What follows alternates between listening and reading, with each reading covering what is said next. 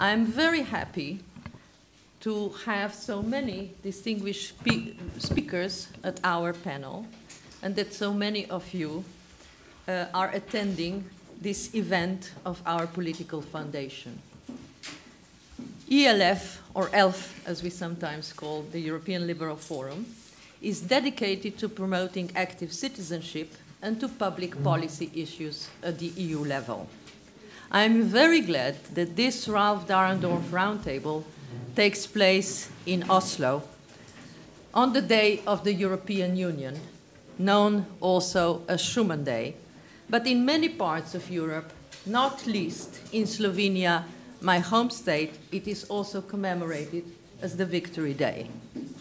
In the recent years, European Liberal Forum not only extended its membership and the geographical scope of its activities also beyond the European Union, specifically in the EU neighborhood, but also dedicated quite many studies to new concepts of migration and integration and to the examination and studies of the far right.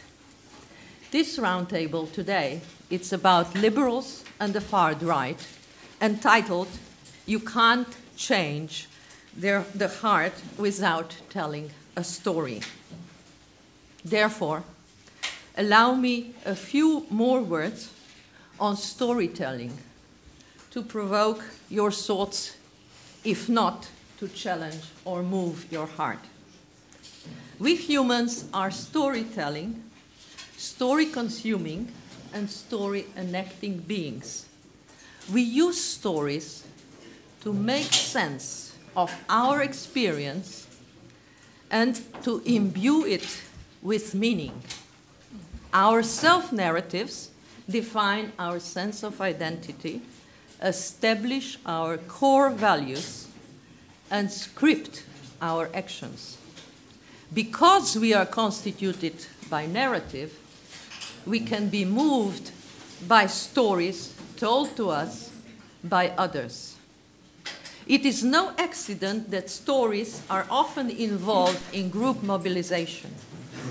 Shared stories are an essential tool for overcoming the barriers to collective action because they help people forge common interests in a collective goal. Stories can inspire cooperations. The call of stories, many psychologists would say, is well known to participants in the persuasion business. To shape beliefs and establish an interest in addressing it, leaders tell stories. How could we come to have an interest in, for example, relief of earthquake victims, or in fighting terrorism, or in solving climate change, except by way of the stories through which we experience such things? Not all stories are equally captivating, to be sure. Stories that justify people's self-interest or reaffirm their prior beliefs are much more likely to be welcomed. And people are perfectly capable of putting fingers in their ears if they distrust the storyteller or wish to avoid an inconvenient message. It might seem, therefore, that the only stories that could work to inspire are stories that align with prior beliefs and interests. The stories have no independent force, some would say. But I think this is not the case. Persuasive storytellers draw on familiar themes to create new narratives, to tell stories that resonate with our ideological, historical narratives that we are already accustomed to. But if shared stories are to establish collective identity and resonate with common beliefs and interests, that is not enough to inspire group action. unless there is some satisfaction in joining, in participating, in acting itself, listeners may be tempted to let others do the work. This is why leaders who call a community to action not only use story to construct common interests and outcomes, they seek to dramatize the moment so that if you listen to Martin Luther King's speech, listeners are pulled onto the stage of history, becoming people whose choices will determine whether the collective drama will end in triumph or tragedy. So effective narrative building leaders, in short, will align autobiography with history, making participation in the collective drama a defining moment in each person's personal narrative. Powerful storytellers compel each individual to confront the question, what did you do when history called?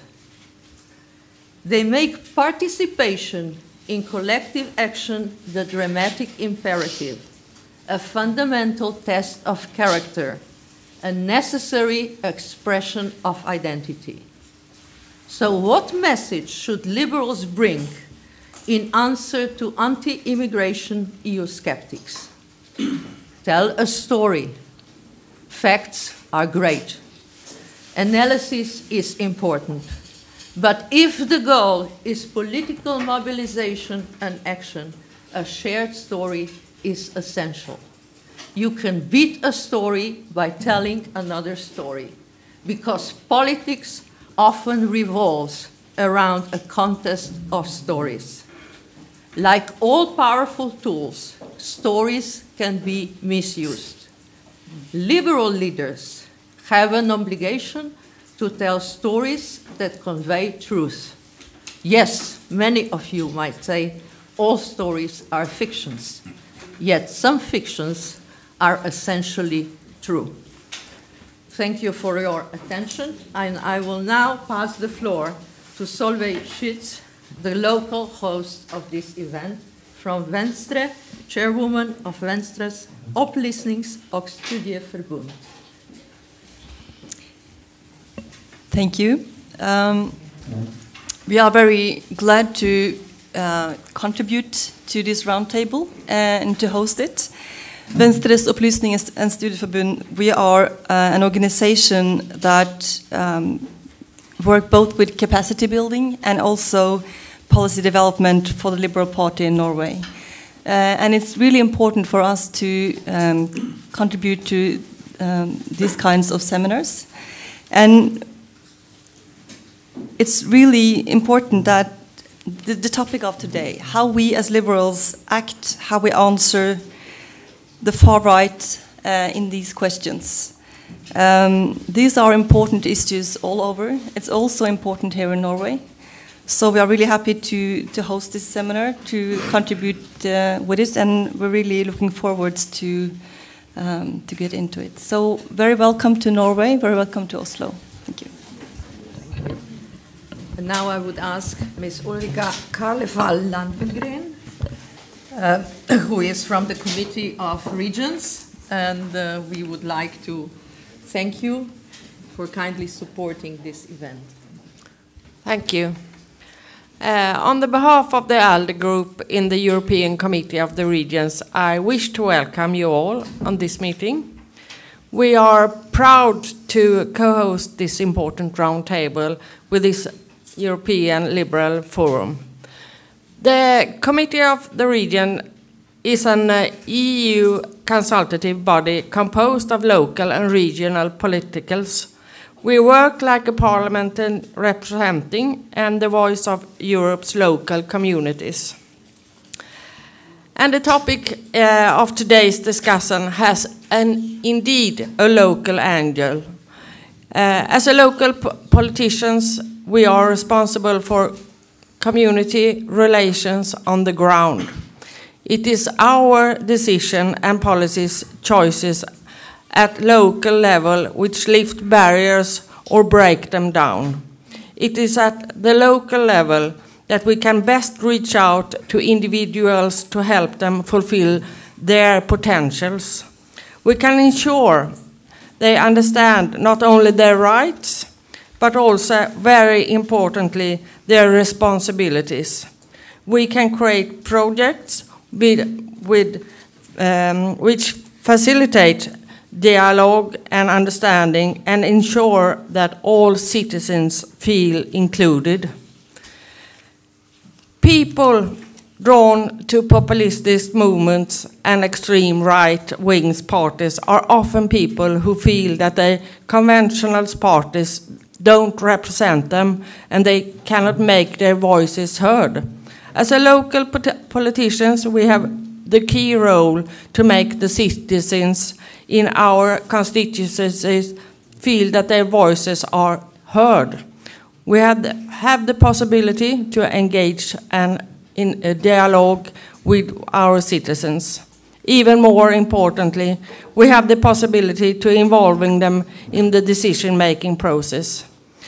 In Europe today, we see young people who have grown in European societies leaving to fight for the extremist and extremely violent views of ISIS.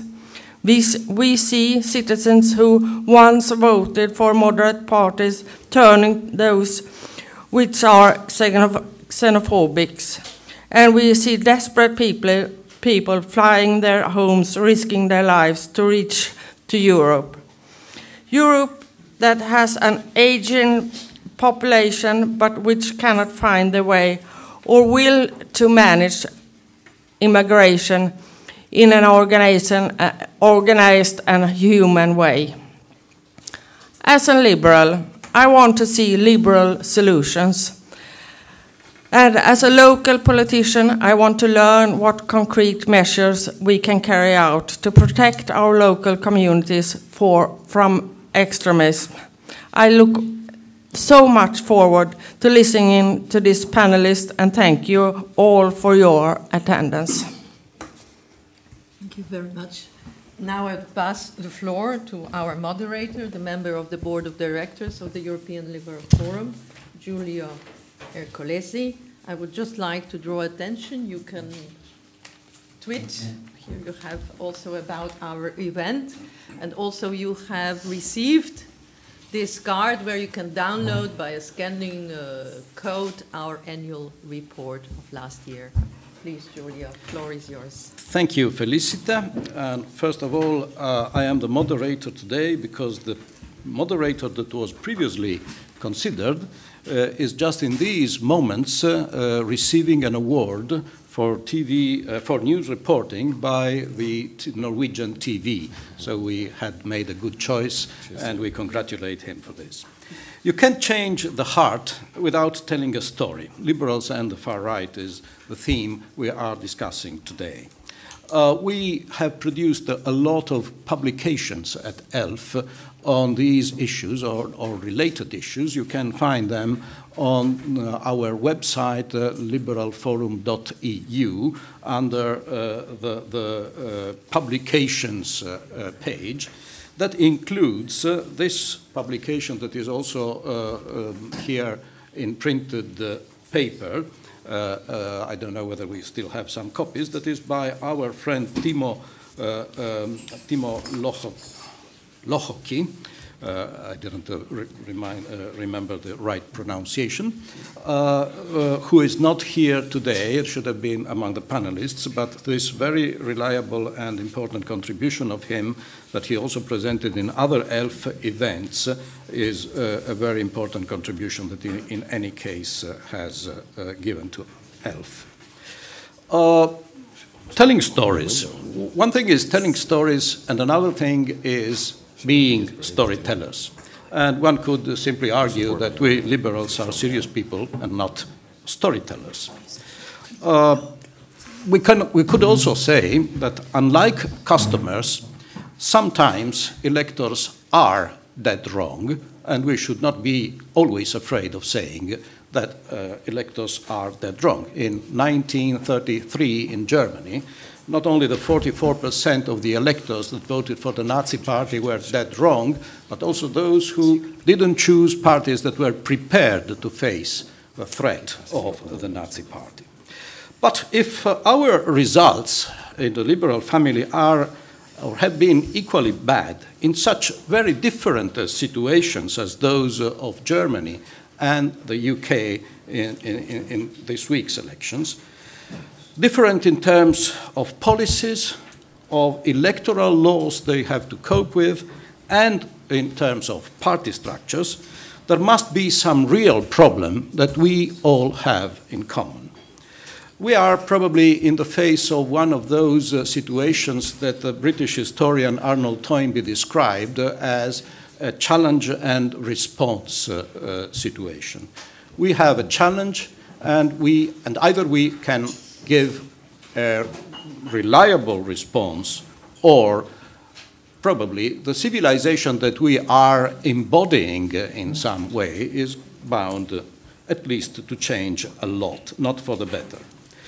I would like to propose the doubt that these failures of ours partially depend on the lack of saliency that is due to the historical success that we forgot and most electors ignore. To an extent, liberalism has so deeply shaped, more than any other ideology, the very fabric of the Western political civilization in the contemporary age, that nowadays liberalism and Europe, liberalism and the Western political civilization almost coincide. So much so that almost no political force in our countries can survive today on a totally anti-liberal platform. At least they have to pay lip service to some of our basic principles, even where and when their policies openly contradict them. Our civilization is the liberal civilization. Elsewhere, I argued that because of this, even defining liberalism could appear difficult. Hence, our stories lack saliency. Most people take a large part of liberalism for granted and don't see it as a real, already existing, common identity of our Europe that makes it recognizably different if looked at from the rest of the globalized world. This should be, on the one hand, our deepest identity and, I would say, patriotic pride. If so, I see only one way out of our crisis. In order not to be squeezed by para-liberal socialists and para-liberal conservatives, that we have to be more radical in our liberalism, not more similar to one of the two. Felicita quoted the Martin Luther King "I Have a Dream" speech.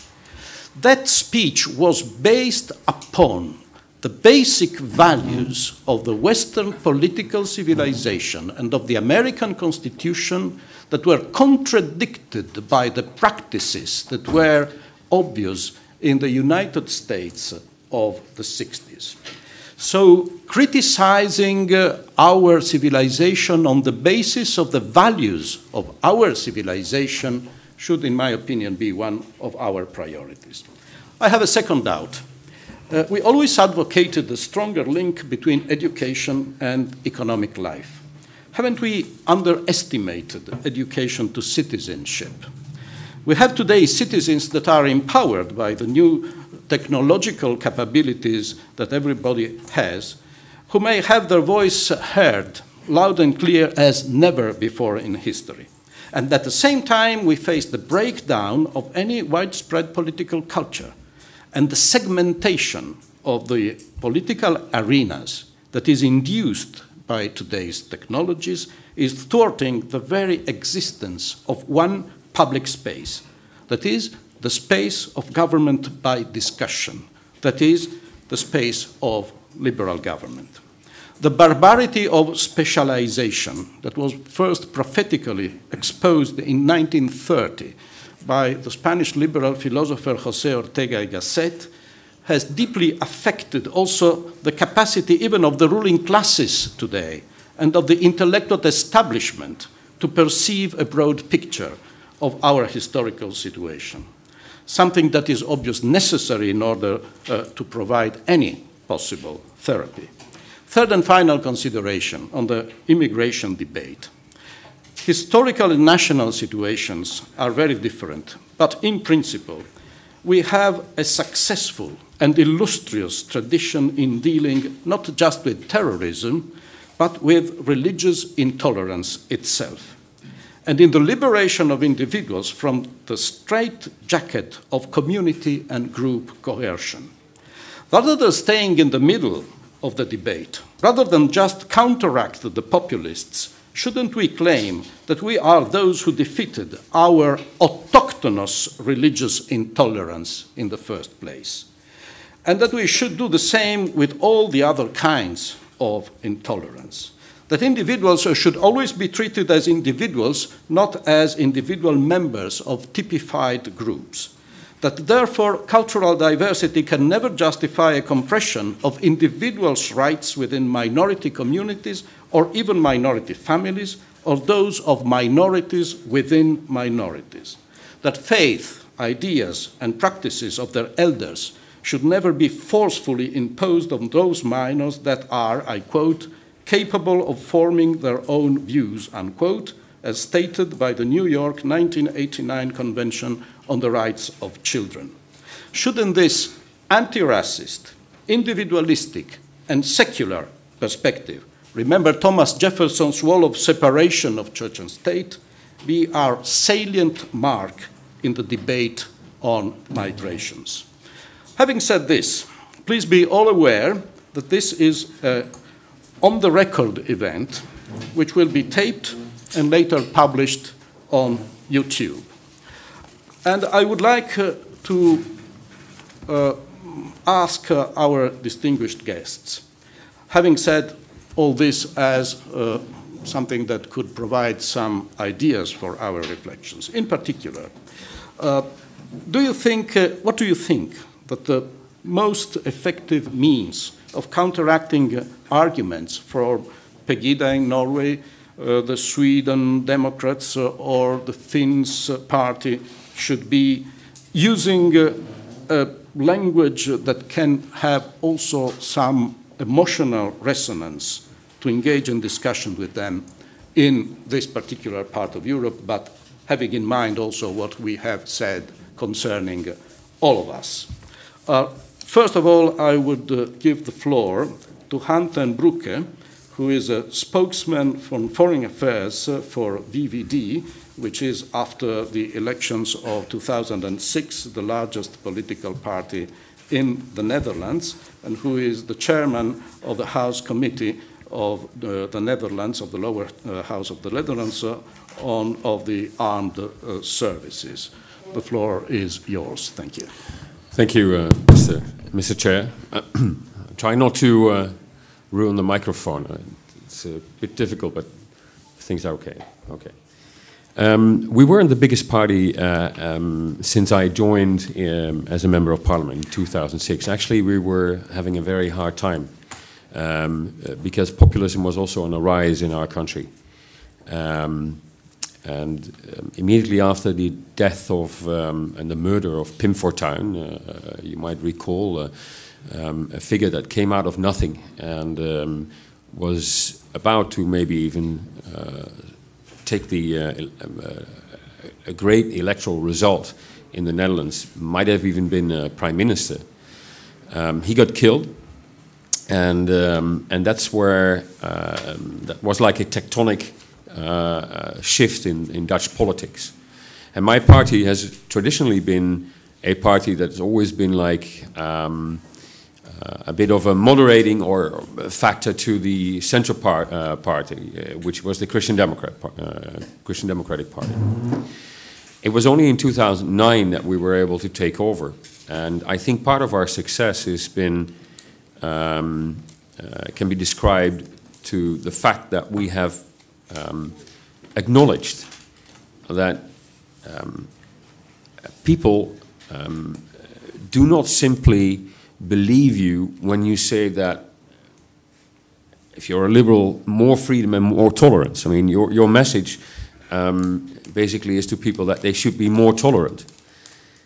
But if people are afraid, and there can be lots of reasons why they can be afraid, then I don't believe that they will be persuaded by the argument that you should be more tolerant.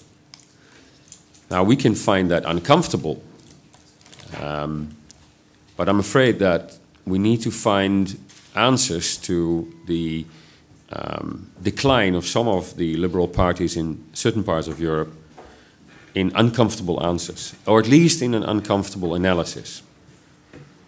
Now, many of you in the introductions mentioned the immigration problem. Traditionally, for liberals, immigration is a good thing because it comes from the idea of an open world. It brings prosperity to most of us. And to us, sitting in this room, probably migration is certainly not a threat. We're all people that travel the world. Most of you, when you leave tomorrow or Oslo, you're probably off to your home country, and then maybe next week you have a conference somewhere else. At least I do. Now you have to question yourself as whether the electorate is more or less the same. And I can tell you that that is not the case. Now this is not a problem if you cater for only a small part of the electorate and you want to be a very principled liberal party which simply says freedom for everybody, preach tolerance. That's great. But at the end of the day, I also feel that you have to put your principles to practice. And for that you need power. And you need to be in government. And you need to be able to come up with solutions. This is what we did in 2009. And we also did something that was, throughout Europe, was looked at with some kind of criticism. And that is that we had an arrangement with a populist right-wing party, the Party of Freedom, Mr. Wilders, who wasn't in the government, but was sort of condoning the government. And he had a swooping result in the elections. He had almost 20% of the vote. And we felt that it was our democratic duty not to leave these people aside. Not to alienate them. And the funny thing is that, and I see the same happening in Finland, is that if you make a populist sit in government or support government, then the populist has to agree to compromise.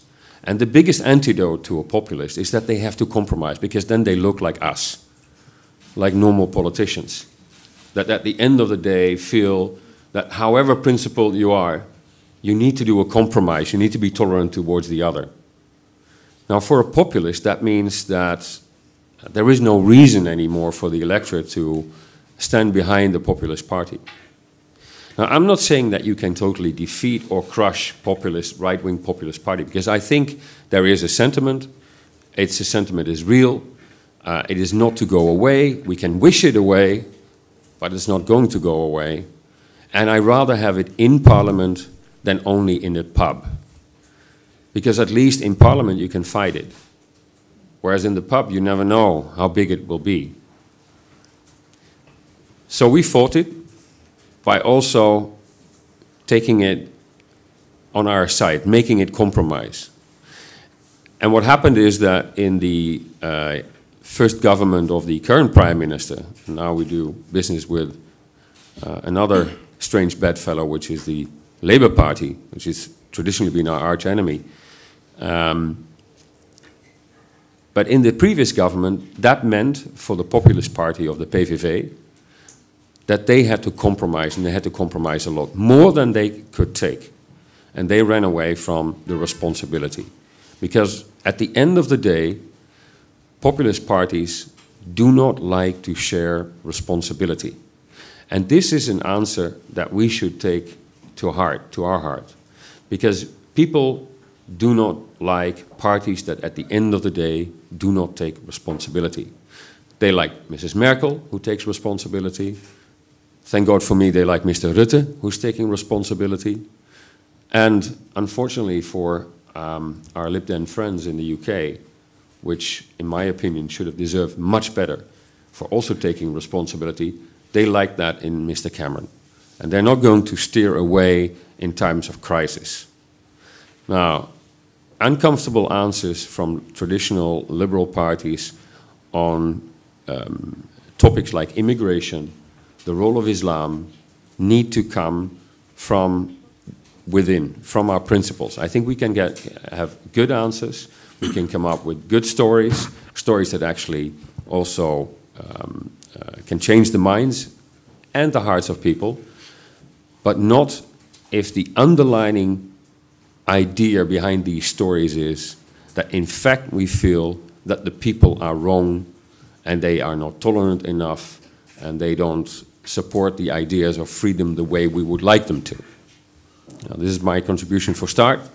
And just for the statistics, if you look at those countries where populist right-wing parties have taken some sort of responsibility or were pushed into a situation where they had to take some sort of responsibility, they all faltered at the next parliamentary elections. That is not to say that they go away, but they did decline afterwards. So here is an answer, but it might, for some of us, be a very uncomfortable answer. I'm quite aware of that.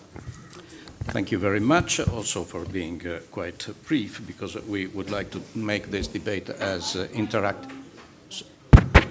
Thank you very much also for being brief, because we would like also to have an interactive debate later. And just a short remark, I was not preaching for tolerance, but to fight against intolerance, because our pride is to have defeated religious intolerance in our autochthonous part of the world. The floor now is to Yusuf Gilani, who was awarded the Committee of the Region President's Leader Award and is a local councillor for Venstre in the city of Drammen. You have the floor. Thank you. Thank you. Thank you for the invitation, for being with you all good people. You can't change a heart without telling a story. That's what I'm going to try. I'm going to try to tell a story. But the reason behind the demonstration. First of all, I want to start with, as you said, Martin Luther King. I have a dream. That was actually what my parents had when they came to Norway in the late 60s. They had a dream to make a better life for the family in Pakistan and a better life for the children in Norway. I'm the first Pakistani boy born in Norway by two Pakistani parents in the 70s.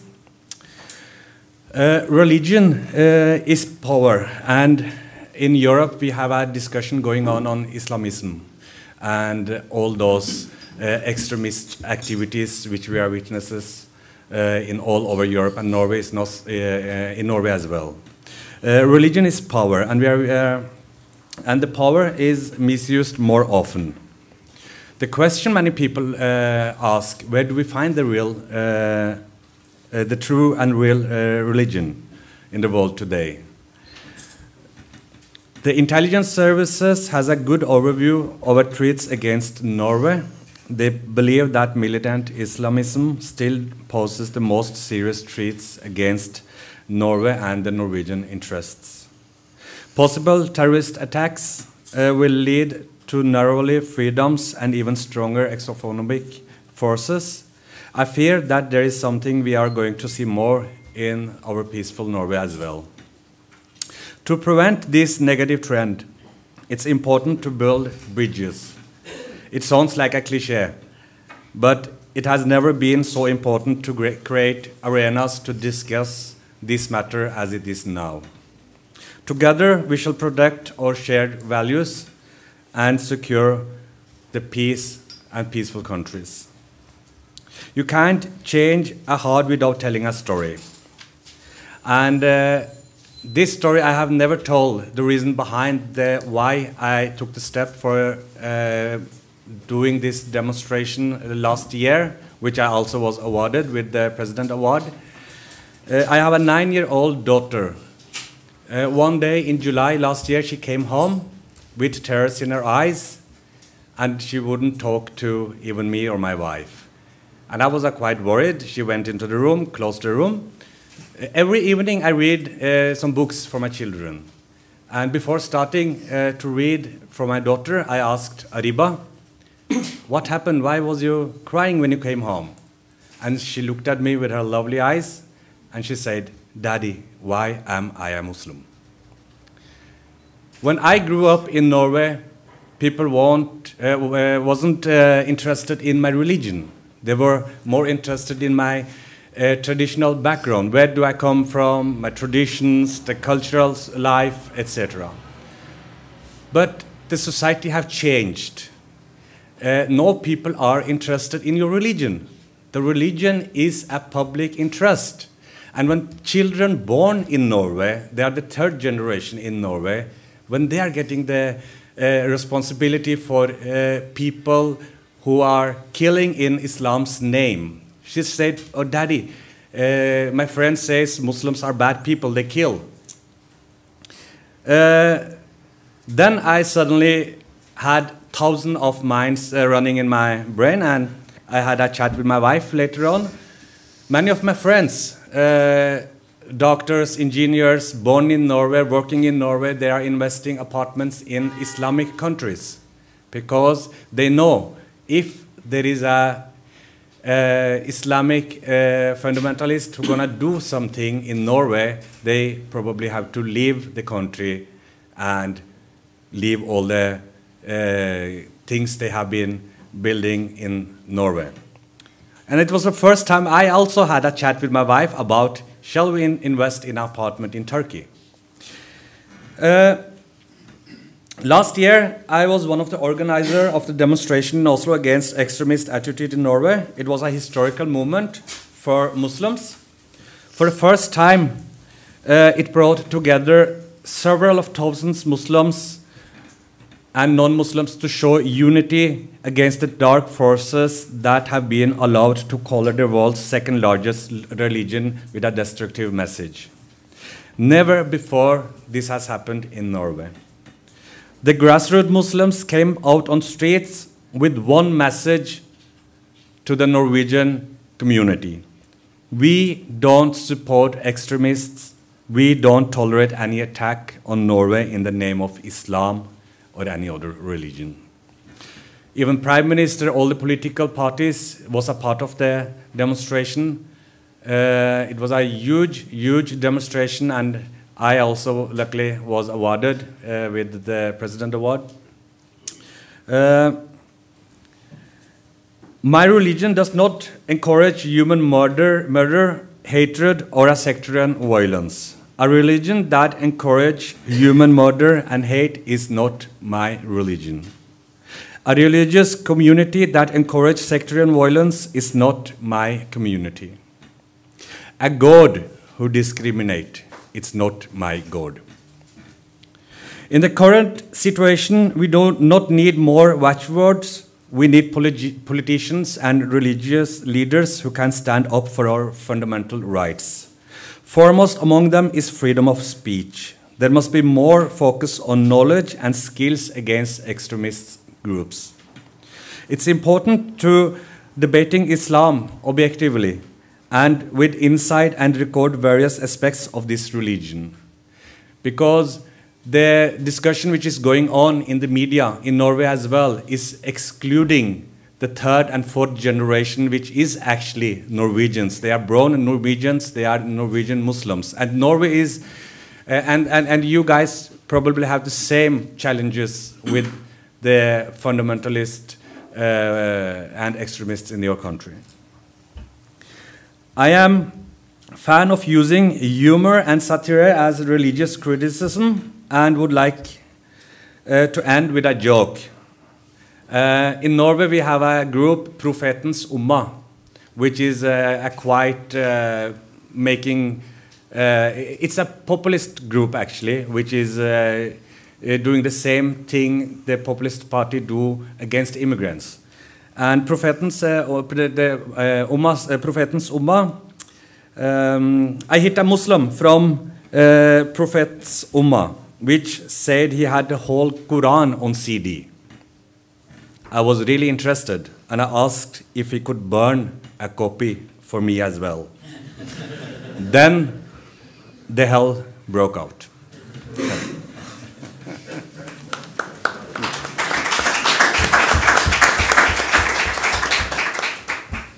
Thank you very much for this. And now the floor is to Johanna Jönsson, who is a member of parliament of the Swedish parliament and also the Centre Party spokesperson on migration and integration. And she lived many years in the United Arab Emirates and in Spain.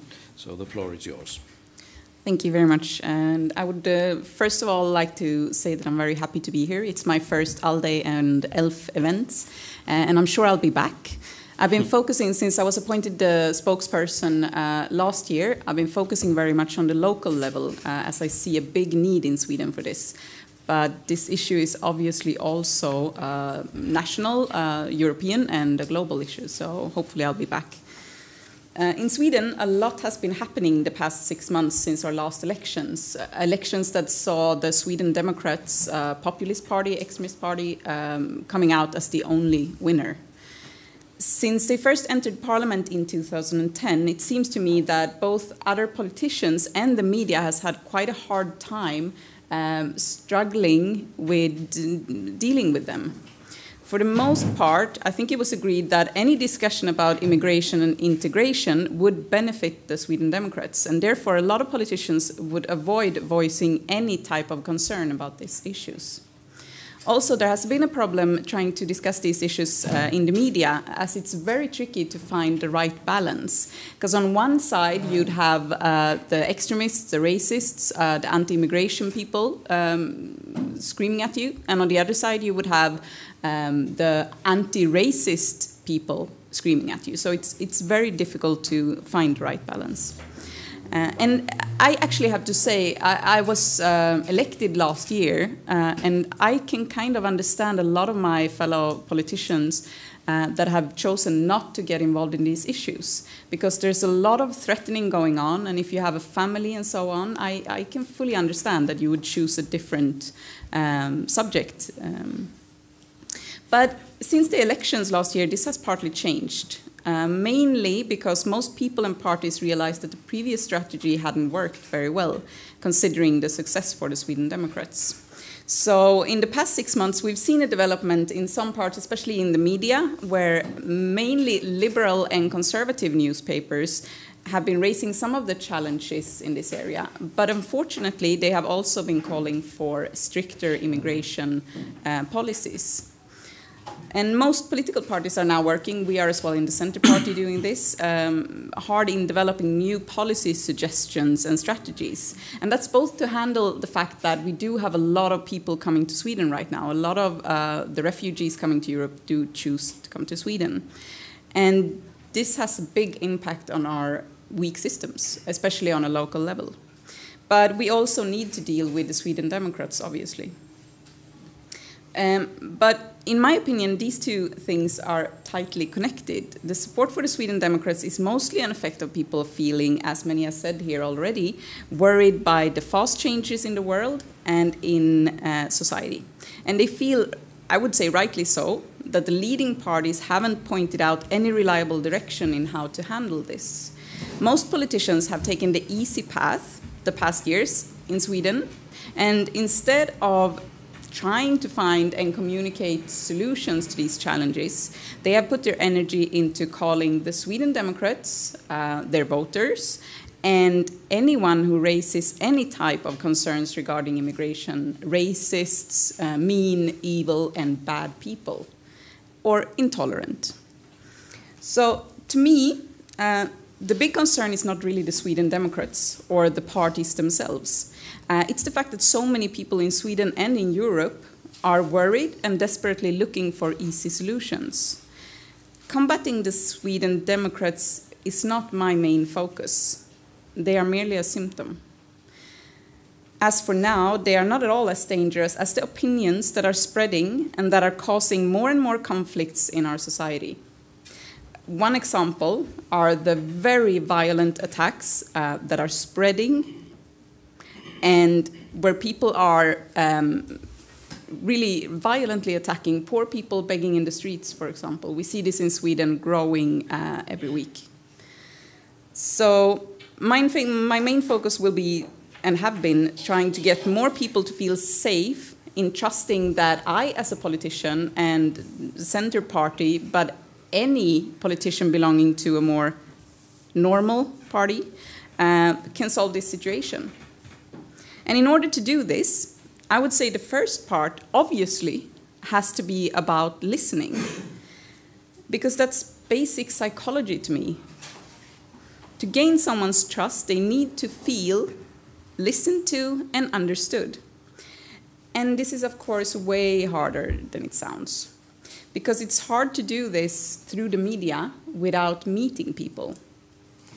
So my strategy has been to put less effort into trying to communicate through the media and through journalists. And instead, I've spent a lot of time and energy traveling throughout the country and finding what I would call ambassadors, people that are interested, that would like to learn more.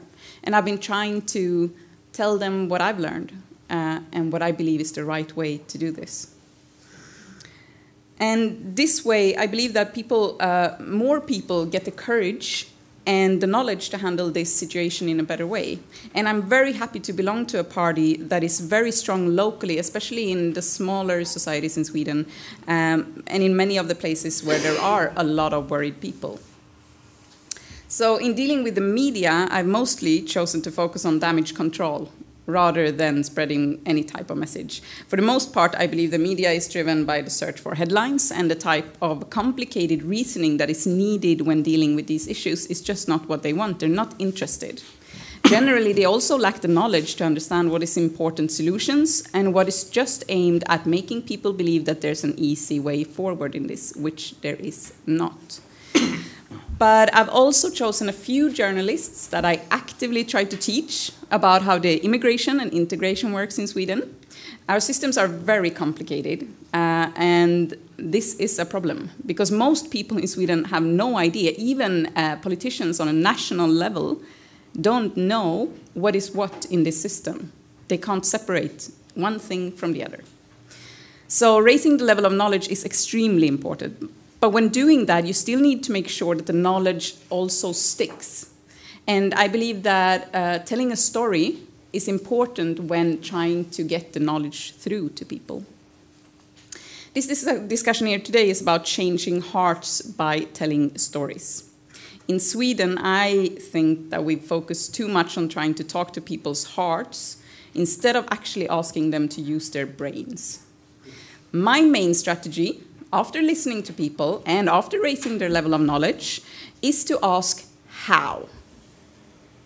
When someone says that we need to stop immigration, I never tell them that it's mean or bad or evil or racist. Instead, I ask them how they want to accomplish that. Because whatever answer they give, with globalization, with rapid digitalization and the desperation of people fleeing either war, poverty, or simply boredom, there is no answer that could actually stop immigration in the long run. And once we're past that discussion, it's so much easier to move on to discussing how we can change our systems and work together in order to make this unavoidable shift less painful for as many people as possible. And when we get to that discussion, obviously we need to have a clear vision of what we would like our future society to look like. And I believe there's a lot of work yet to be done regarding that. So thank you. Thank you very, very much. We have to finish at 3. I think we have another question for all our guests, and then we will take some questions from the audience. I don't think that we will have also the time for a final speech by everybody. So I will give the bad example, telling you a story. I was in Cairo 2 years ago at a very successful event organized by the local branch of the Friedrich Naumann Stiftung about liberals in the Arab world. I took part in a panel that was discussing secularism and separation of church and state, both in our tradition and what could it mean for the countries of Muslim tradition. After that, we were queuing for lunch, and there was a woman behind me in the queue who told me, finally, I can find somebody to whom I can tell something that I would not tell to any of my friends or relatives, because I would fear that if anybody would tell this to another person, sooner or later, very dangerous people could know this. So she made her coming out. You think that she said, I am a lesbian? No, she said, I am an atheist. Atheists are persecuted against in very countries of Muslim tradition even more than Christians, probably at the same level as gay people. But this story tells us that we should never consider the country of origin or the culture of to whom we decide, not the individual concerned decides, that it is his or her culture as something that is given. There is no ascribed identity, ascribed cultural identity of individuals for liberals who are individualist. So that's why I think that the platform upon which we should fight against the populist is at the same time an individualistic, anti-racist, and secular platform, not a defensive one. That's why I'm asking now to all our distinguished guests, what is the strategy that you think is better? To involve in some part, as it was the case in the Netherlands, the populist parties, to force them to take responsibilities, or doing something that is being done in Sweden at the moment, because the government has agreed there with the main opposition parties to support each other's budgets under certain circumstances in order to diminish the ability of the Sweden Democrats to create a government crisis. This is a typical dilemma that we always have to pose. In my opinion, if it is a defensive move, it is a sign of weakness. It shows that we are not confident in our values. It could have a very different meaning if it were based upon the fight based upon our own values, the ones that I mentioned before. What is the opinion of our guests? First, as before, Han ten Broeke.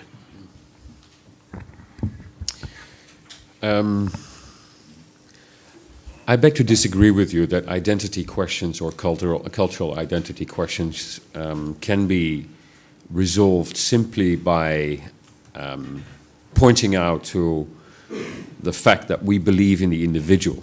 I think that that is simply not a convincing answer. I think many of the Western societies today do face identity questions, and the traditional liberal answers simply do not they simply do not meet the standard of what people are looking for. And in order to do this, we have to, whether we like it or not, we have to go down deep inside all the fears of people. I mean, people do fear immigrants. They do fear immigration. And however uncomfortable we might feel with that, and however we would like to, and I praise Jana for her trying to face people in an open way, trying to educate them without being condescending, and then asking them how. But I think the essence is in the how question, because a populist, at the end of the day,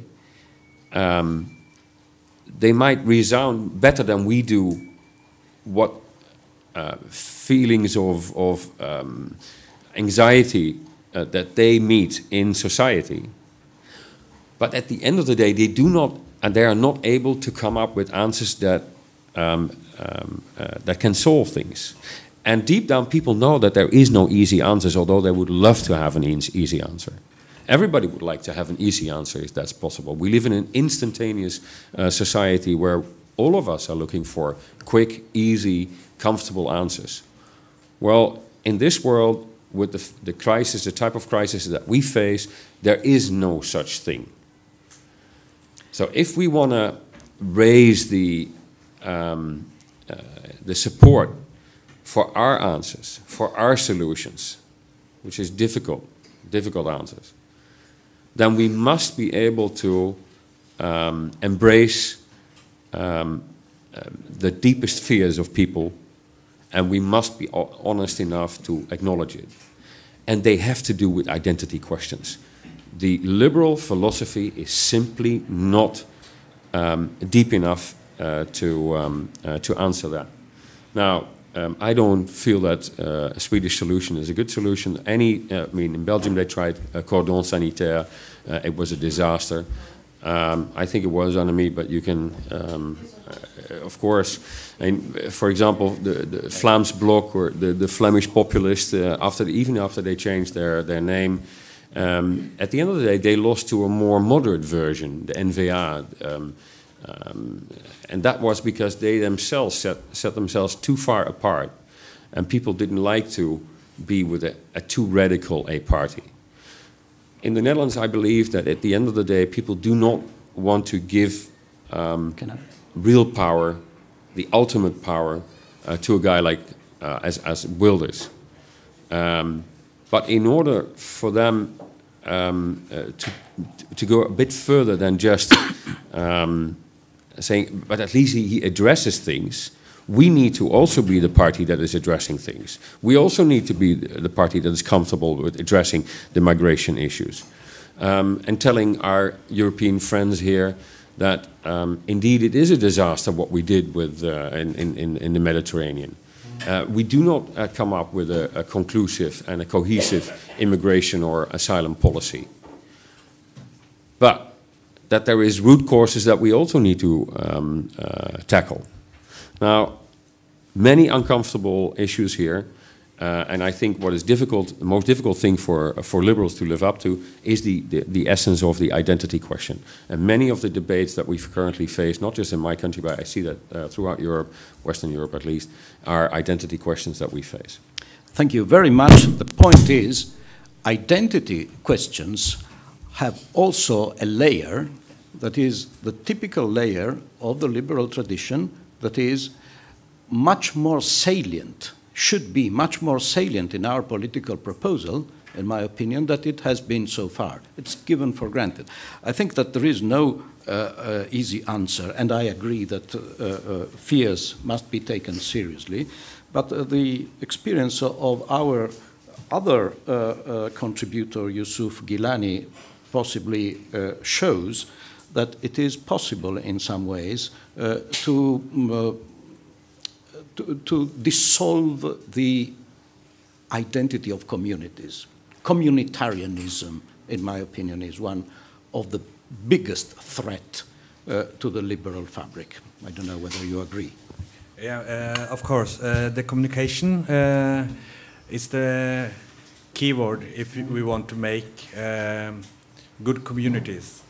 I want also to address that it's important to know that if the Norwegian community is afraid of immigrations, then also the immigrants and the other minority societies also afraid of what is going on, what's going to happen with them. That's why they are looking for other solutions. The question you asked about the Swedish Democrats and political parties who are going to support each other's budget. I think the Swedish Democrats are elected democratically, and they should get the responsibility to show on what can they do. Can they make Sweden a better place to be for people? And I think people in Sweden will see that really fast that the Swedish Democrats are not good for the development for the Sweden or the other countries nearby Sweden. Thanks. Thank you very much. That helps very much us in the following interactive debate. And the floor now is to Johanna Jönsson. Thank you very much. I would just like to say that I'm so fed up with this discussion about what is liberal and what is not liberal. In Sweden, we spend way too much time discussing that. I don't really even care about whether calling myself a liberal anymore, because we have so many liberals in Sweden that are not liberals, according to me. But if I would spend all my time just sticking to the word and trying to explain to people what is liberal, then I would waste all that time where I could be saying something that would actually make a difference. So to me, I know we're in a liberal forum here, and I probably shouldn't say this, but I'm just so fed up with it. So to me, I've actually stopped calling myself a liberal most of the time, because in people's minds in Sweden, that means that you want to stop immigration now. It means that you don't care about weak people, poor people, and so forth. So, but apart from that, I agree that we need to offer our solutions. But first of all, at least in Sweden, we also need to find the solutions, because most parties don't have the solutions to this. We don't. I don't even. And I've been doing this now every waking minute for 7 months. I've been studying, reading, meeting people, traveling, really, really trying to find the solutions. And I've only gotten this far. So at some point, probably we also have to tell people that it's not that easy. They don't have the solution. And that's why I like asking how. Because then you'll see that the solutions that has been offered are not solutions. And getting the help from people, asking them, what should we do? Even the people that are scared or worried. Or when it comes to this December agreement that we did in Sweden, I have to be very clear about that, because what happened was that the Sweden Democrats said very clearly that they only wanted negotiation about immigration. They wanted stricter policies on immigration. They were not interested in anything else whatsoever. I don't really care. I'd put forward suggestions about infrastructure or anything, and I don't care if the Sweden Democrats support that. We do that in Sweden all the time. But this was about immigration, and there is no way that I would agree to cooperating with them when it comes to immigration. That's just ridiculous, because we don't agree with each other. None of the other parties in Sweden agree with the Sweden Democrats when it comes to immigration. So they said that if we don't let them decide over immigration, they would keep on putting down every government. So every 6 months when we put forward our budget, they would make sure that we have to change the government. Obviously, that's not a solution. We can't do that. So this is not, I don't like the December agreement whatsoever, but it was the best solution that was on the table. And the ones that should be blamed are the Sweden Democrats and no one else. But suggesting that we should cooperate with them just, to make them show that they can't be responsible, to me is just crazy. I'll never, ever, ever let them decide over immigration because I don't agree with them. So, yeah, thanks.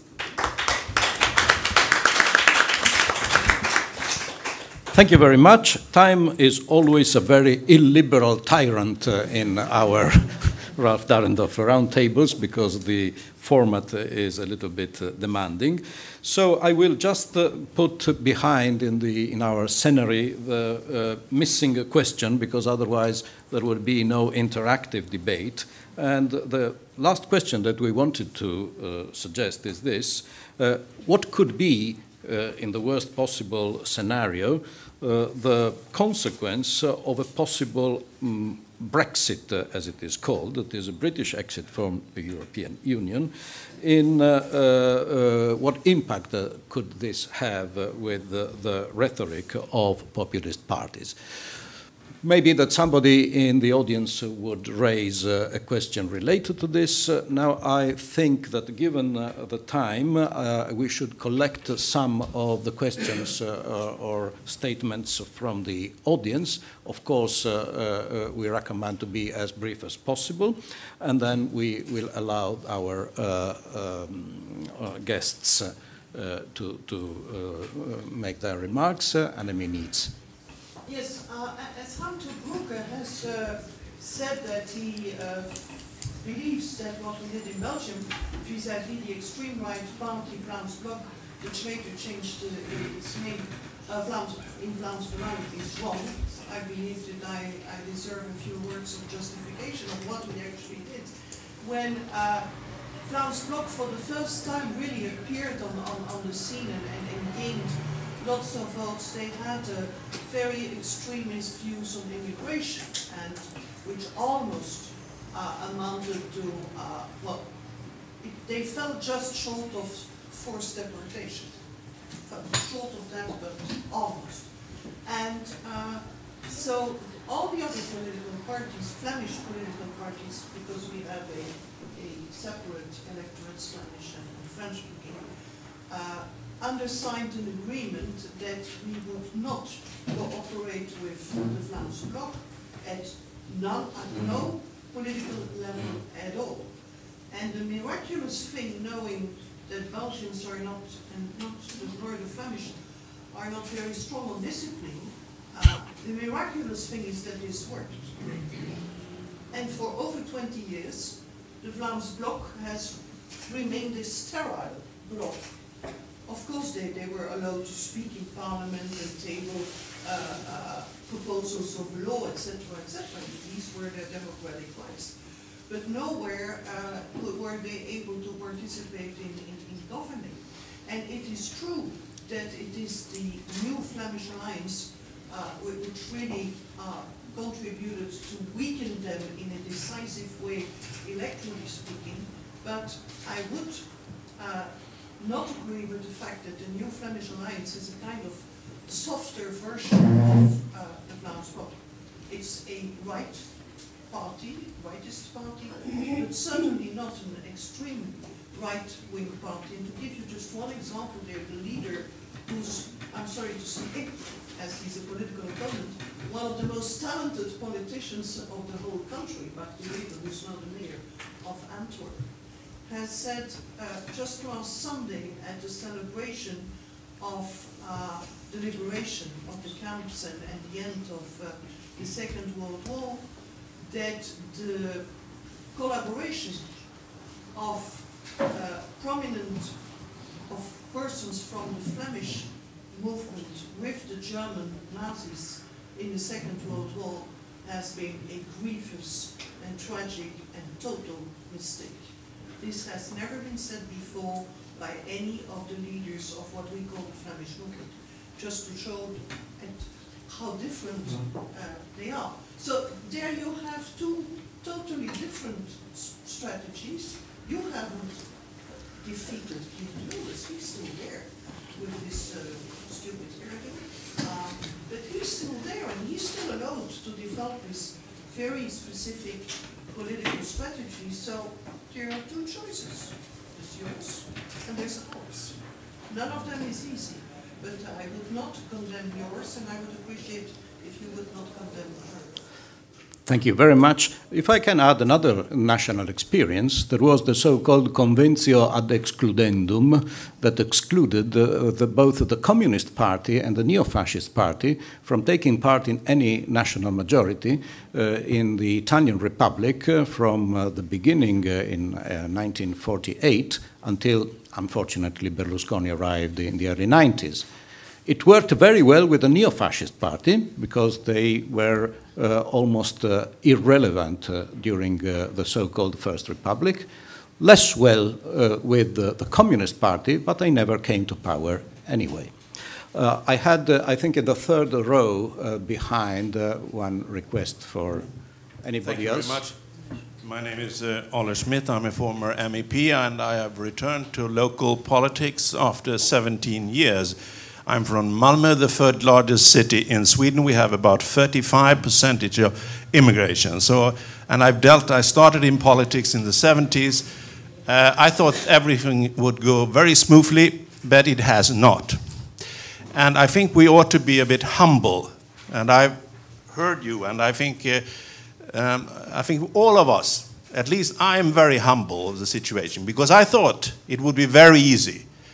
In Sweden, we are tolerant, we have no problems. Racism is in Alabama, I'm that old. But it is not that easy, I must say. And we have in the Nordic countries, we always praise each other that we are tolerant, welfare states and so on. In this country, you have a party that is strange, if I put it diplomatically. In Finland, the true Finns are now in government. And in Denmark, the Danish People's Party is almost at least a very vital power factor in Danish politics. It could even increase after the elections. And in Sweden, this model country of social welfare, the Sweden Democrats, is increasing for every month. So we have 3 different models there. So I'm astonished that at least we have to try to find one model. And perhaps that is perhaps not the answer. We have to find several different models. And you said something about being a liberal. I've been a liberal since the 60s in Sweden. And I'm proud of being a liberal. You can interpret liberalism in different ways. But I think we ought to pay respect that this is the way liberalism works. There is a liberalism in Holland, in Belgium. You do it your way. But the fine thing is that we can meet in this congregation as a political family and find perhaps some common solutions, peer reviewing. But when we are going home, at least in my case, I'm going home to a local community nowadays with EU migrants. That's another issue. With refugees coming in every month, every week, every day to my own city. And I must admit, it is not easy. It is not easy.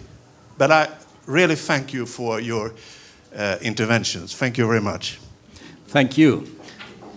Any other question, statement, remarks? Yes, please. Yes, please.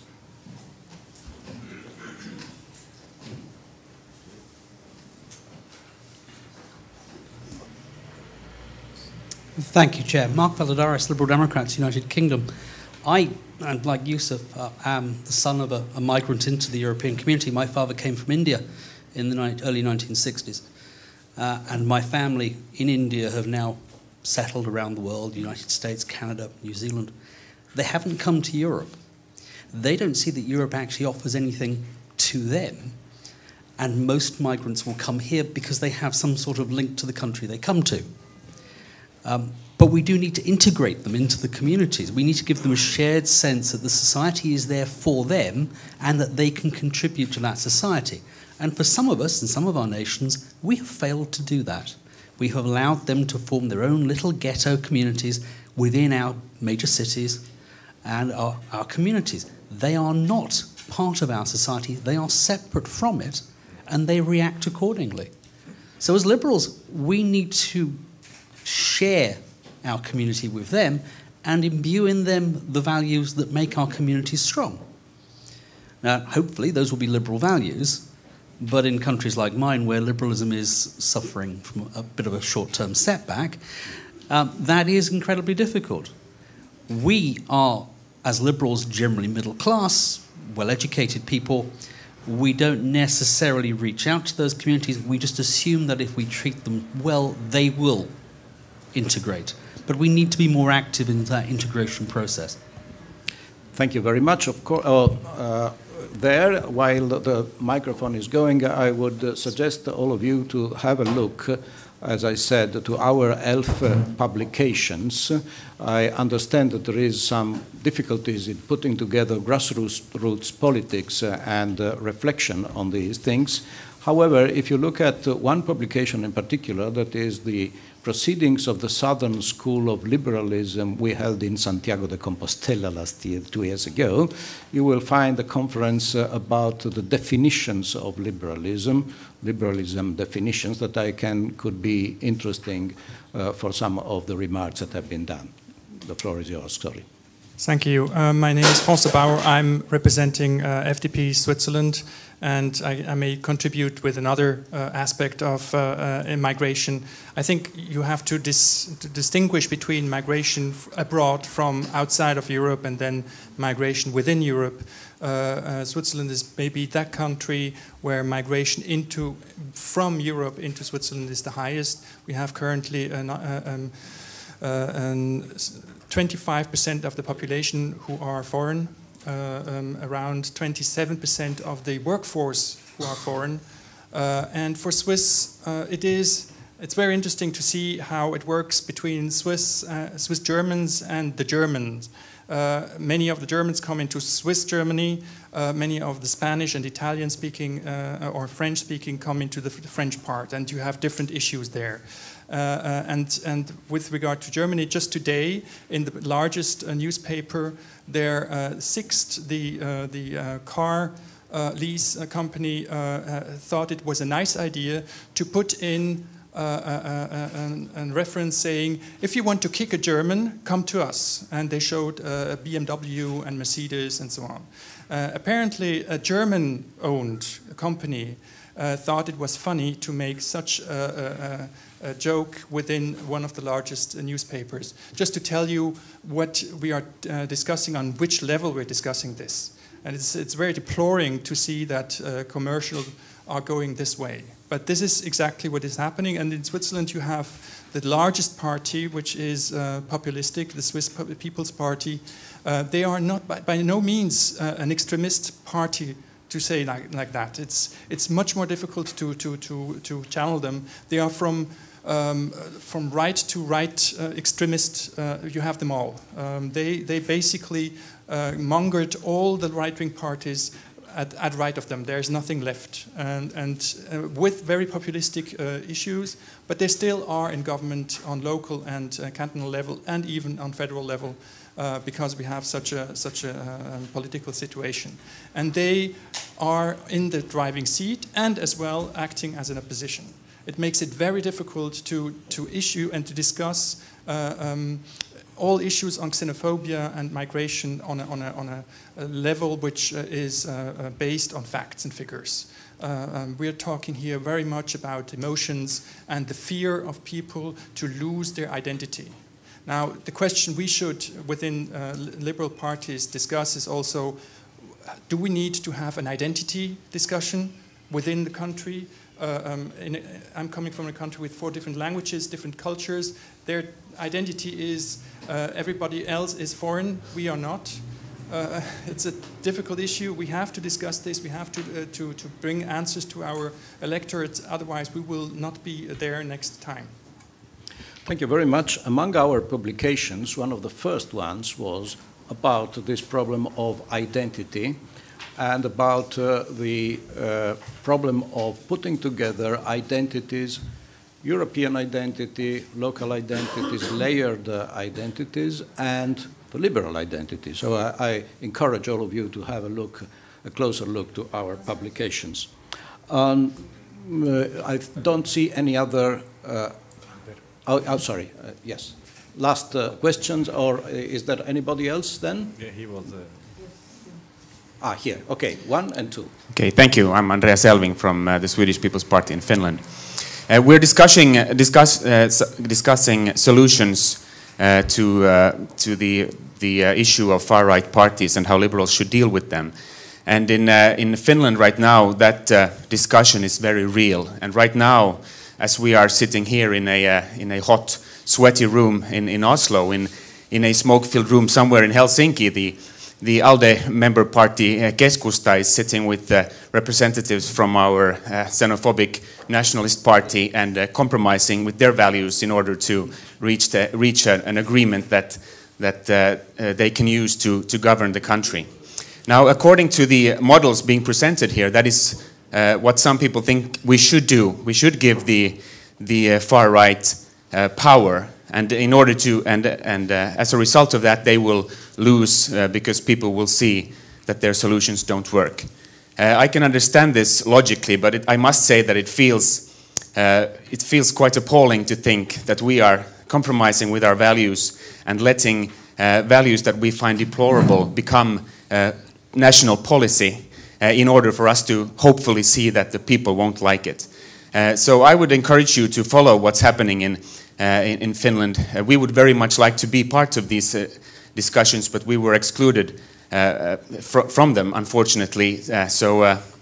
The role of opposition and criticizing is quite new for us, but we'll see if we'll find that role. But please pay attention and see what's happening, because I think the political experiment happening in Finland right now is very interesting and I think very dangerous. Thank you. Thank you very much. I couldn't see it from here, but they told me that there is another request of intervention. As short as possible, please. Thank you very much. My name is Daniel Kanderou. I'm an Iranian refugee, but it's a couple of years that I'm living in Belgium. Maybe you can call me New Belgium. But I think for coming against or demonstrating the radicalism between immigrants, we need each immigrant following some courses, some immigration courses. We must accept that the mentality of a Muslim that coming from such a country like Iran, Afghanistan, Iraq, or some other Arab country are completely, they are living in under theocracy. Their mentality is completely different than European mentality, neutral politic. I think it's just, I can propose this question. It's not the time for a European meaning of Islam. So, same as what Mr. Gilani said, a God who discriminates is not my God. So I think we cannot change the heart of a Muslim immigrant or radicalism without telling a story, without telling a new meaning of Islam. I think it's a question. It's not the time for European Islam. I think it is, but unfortunately we have discussed this at the cultural level, especially in Sarajevo recently with the European Liberal Forum. It is a very important discussion, but it's a very tricky one for us who are in favor of a separation of church and state. But it is one of the great challenges of the time. Now, we are almost finished. If our guests want to make a very short final remark, would you like to do so? So, as short as possible, in the same order as before. You have the floor. Han. Just on the last remark from the Finns, I don't think we've ever traded away any of our basic core values, and I challenge you to come up with an example if you feel that that is the case. I think what we did is, while making a deal with a populist right-wing party, because they had grown tremendously, and if we would have ignored them, we would have fed the animal even further, is that we placed outside of brackets what we could not agree on. So we made an agreement to disagree. And the trade-off was that they would not put a motion of confidence through the House on those issues where we disagreed, while we were allowed to actually have the budget on all matters that are important to people, from immigration to infrastructure. And by doing so, we managed to sort of cajole them into the type of compromises that are normal when you do a government in a democratic state where nobody has an absolute majority. So actually we trusted the institutions that we as liberals ourselves put in our constitution. And you know what? Those institutions, they were remarkably resounding, and they helped us, at least to a certain extent, to get rid of the problem. Now, once again, I don't think that we will completely defeat the right-wing nationalists, because I think that there is a fragment of society where it's a reality. And I'd rather have that reality facing me in Parliament than not knowing about it, but sort of having an idea that it exists somewhere else on the ground. I can only attribute this to the statistics that everybody can look up. And I think in Finland, as well as in Austria, as well as in the Netherlands, you see examples of where if populist right-wing parties are driven into some kind of responsibility, all of a sudden they're also driven into a position that we all find ourselves in, and that is that we have to make hard-fought compromises. And their electorate, they simply do not like that, because they see that as trade. Where we trade off, they see that as trade. Thank you very much. Yusuf Gilani. Yes, you can't change a heart without telling a story. If we want to make the communication between the new citizens who come to our countries, then it's important to learn them the language as the first communicative, so we can make the communication. And that will also prevent the ghettos, because when you can't communicate, how can you tell the story and try to change the heart? It's the both ways. So we have to do something with the real issue. Immigrants will come to our countries, and how can we make sure that they will be a part of our community instead of living in ghettos and doing their own things and not be a part of the majority society. Thank you very much. Johanna Jönsson. I would just like to say something about identity, because I believe, as Olle was saying about, the Swedes and the Nordic countries being very tolerant, my belief is that this is very much only on the surface. So we're trying to pretend to be very tolerant and not talk about differences and intolerance. And for a long time, everyone that weren't tolerant felt ashamed and didn't talk about this. And now this is actually coming up to the surface. I believe that we need to talk more about everything. People have to feel safe enough to tell us if they're intolerant as well, so that we can discuss it. I believe that it's a bit like you want the people to be in Parliament so you can meet them, and I like going to the pub so that I can meet people and talk to them. And I think this is somehow the key. And I would like to finish with a story about that, because it exemplifies this very well. My mother, she runs a restaurant, and she had two guys who were supposed to come there to do practice, one guy from Eritrea and one from Afghanistan. And she has a lot of people working here, and they all vote left, and they're all very tolerant, and they always talk about, oh, immigration, it's so good, woohoo. And just before these two guys were coming, I was walking around talking to everyone that works there.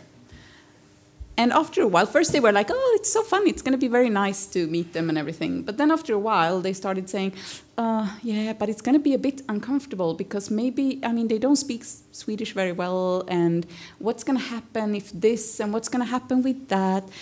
And I think this is not racism, and it's not even really intolerance. But it's something that we need to discuss more, that people feel uncomfortable with people that are different than themselves, whether they're from another country or whether they're from Stockholm. I come from a small place, and it's the same. People come from Stockholm, they also feel uncomfortable. And this is something with identity which we need to discuss a lot more, I believe. Thank you.